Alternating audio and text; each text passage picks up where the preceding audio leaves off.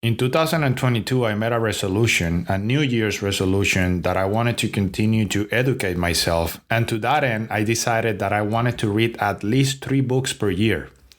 2 of those recent books that I've been reading, one of them is called Atheism Kills: The Dangers of a World Without God and Cause for Hope by Barak Lurie.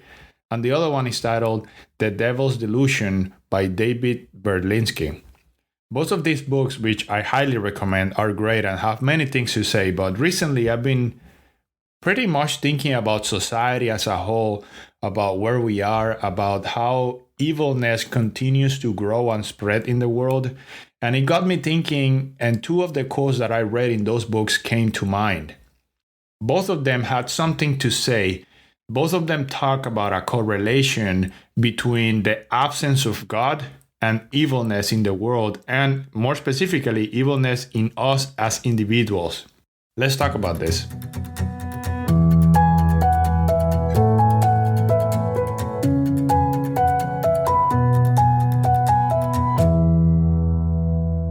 In chapter 2 of his book, The Devil's Delusion, David Berlinski writes about the Nazi extermination squads and how these men will enter the villages, force the locals to dig their own graves, execute them, and then bury the locals in the grave that they dug for themselves.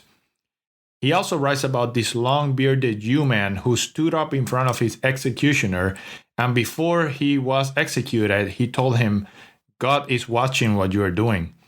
Then the executioner proceeded to shoot him and bury him in the grave that he dug for himself. As I read this horrible story, that statement, "God is watching what you're doing," really got me thinking. Because you see, when God is in the picture, there is a moral accountability component that is simply not present when God is not in it. There's a reason why crimes occur at night when there's less people around. There's a reason why crimes are committed usually in private.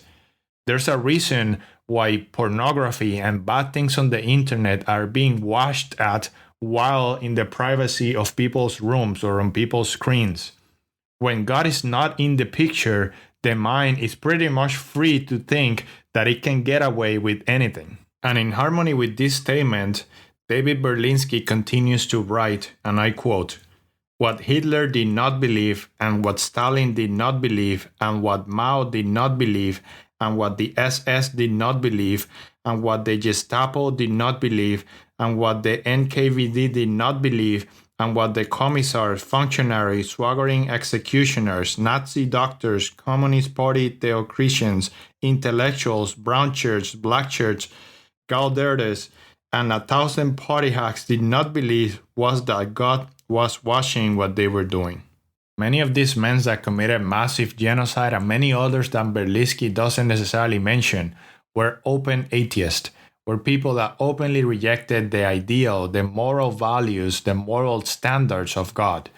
And because of this, and naturally being in positions of power, these men felt there was no one to be accountable to. They could do pretty much as they wanted, because in their minds they were convinced that no one but them themselves could hold them accountable to their actions. Barak Lurie, in his book Atheism Kills, catches on this premise and writes the following: "The ranks of the godless have swollen, and the devil has been smiling. He's known all along that to foment evil, he need not create an equal and opposite force to goodness. He need not even tempt you with evil thoughts or sinister voices in your head. He need not tell you to worship him as some alternative god. No, all he will need to do is persuade everyone that God isn't important. After that, he can exploit your instinctive need to matter, your need for purpose. And once he's done that, you'll just give the devil your soul without any fight at all." Interesting quote, no? All the devil needs to do in this planet for evilness to spread is not to spread evilness, but to simply convince everyone that God is not important. Once this happens, evilness will just naturally grow. Friend, the world changed for the worse and at exponential rates after the French Revolution in the late 1700s. Embedded into the political reasons for the revolution was the fact that people were tired of the church oppression and wanted to move into an age of enlightenment, an age where the world was explained in terms of solely science and where God based views were out of the picture.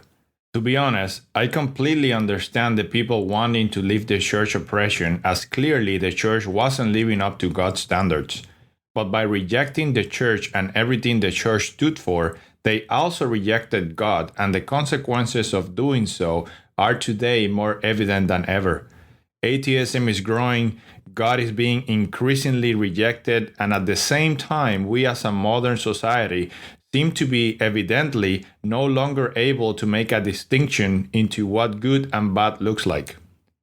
Nowadays, we seem to be unable to clearly identify what a man or a woman is.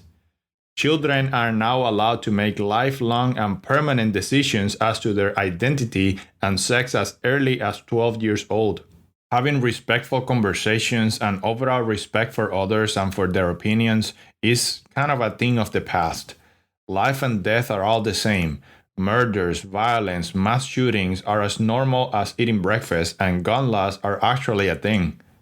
Pornography and nudity are no longer in the adult-only restricted section.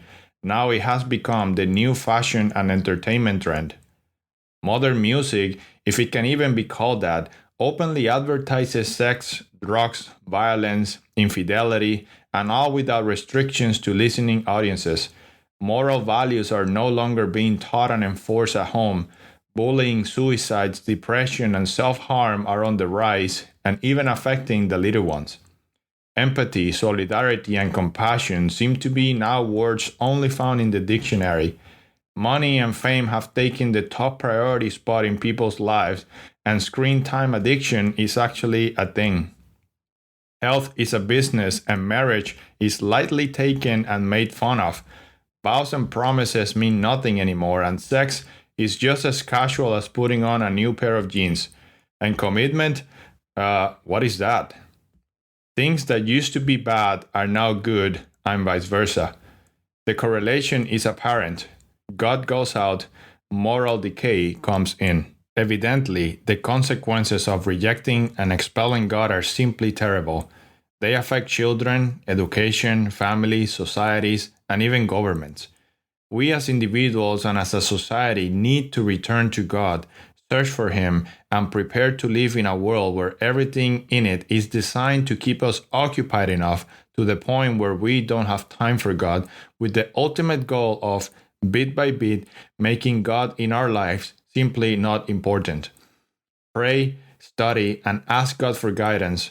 He is coming, and we will, in the coming future, be held accountable to our own actions. Are you prepared for His return? And that right there, my friend, is a real question. Thank you so much for joining me today. Take care, have a great rest of your day, and until next one.